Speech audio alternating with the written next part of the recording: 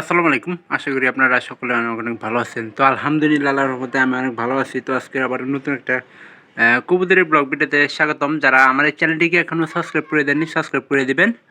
পাশে থাকা বেল আইকনটা অন করে দিবেন পরবর্তীতে আমার এই সকল গ্রামের নতুন নতুন কবুতরের ব্লগ ভিডিওগুলো পাওয়ার জন্য। তো আপনারা কেউ আমার এই ভিডিওগুলো মিস করবেন না। আশা করতেছি সম্পূর্ণ ভিডিও দেখবেন, ভালো লাগবে।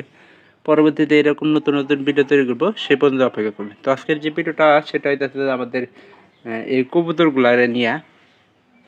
তো আমার ভিডিওটা এই জন্য করা যে আমার কয় ঘরের কবুতর মনে করেন যে বাচ্চা ফুটতেছে, সেই বিষয়ে কবুতরের ভিডিওটা করা।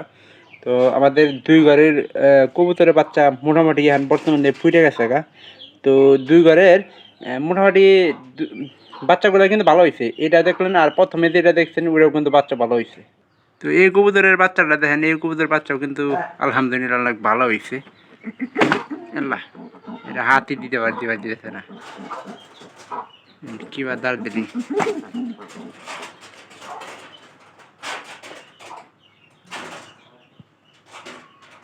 পারি এটা মনে করেন যে খুব শক্তিশালী আর কি, এই জন্য ভিতরে আদিবার দিতেছে না। তার আগে মনে করেন যে কবুতরগুলা সলফাটানি শুরু করে দিছে।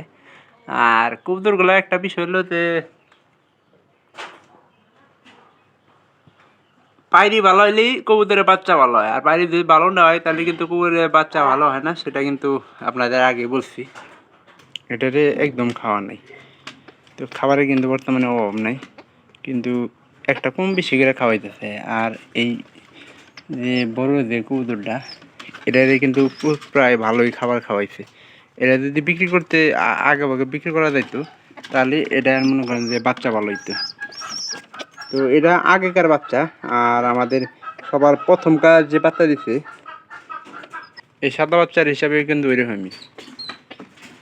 দুই ঘরে রাখি ওইটাই ভালো হবো, কারণ এক ঘরে এটার পায়ের অবস্থা খুব খারাপ। আপনাদের দেখালাম অসুস্থ হয়েছে, সকালে একটা ভিডিও আমি করছিলাম।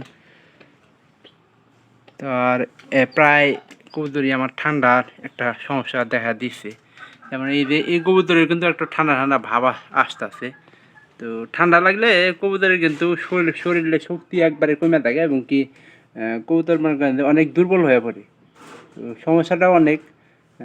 যারা মনে করেন যে আসলে সমস্যা না, কিন্তু অনেক সমস্যা। কিন্তু আমাদের এই ঘরের মধ্যে আলো বাতাস যাওয়ার কোনো পদ্ধতি আমরা রাখি নাই, তো একটা ব্যবস্থা আমরা নিব। তো সেই লক্ষ্যে আর আছি, কবুতরগুলা যেহেতু পালন ভালো করে করা লাগবে।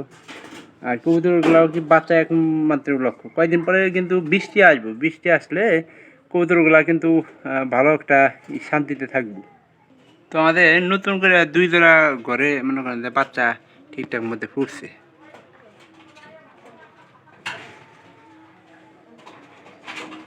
যদি ভালো লাগে চ্যানেলটিকে অবশ্যই সাবস্ক্রাইব করে দেবেন, এবং কি পাশে থাকা বেল আইকনটা অন করে দেবেন পরবর্তীতে আমার এই সকল গ্রামের নতুন নতুন কবুতরের ব্লগ ভিডিওগুলো পাওয়ার জন্য। তো আমি চেষ্টা করবো এরকম ভিডিও প্রতিনিয়ত তৈরি করার। তো ভালো থাকবেন সবাই, সবাইকে ধন্যবাদ। দেখা হবে পরবর্তীতে আবার অনেক এইগুলো নতুন নতুন ভিডিওতে। ভালো থাকবেন সবাই।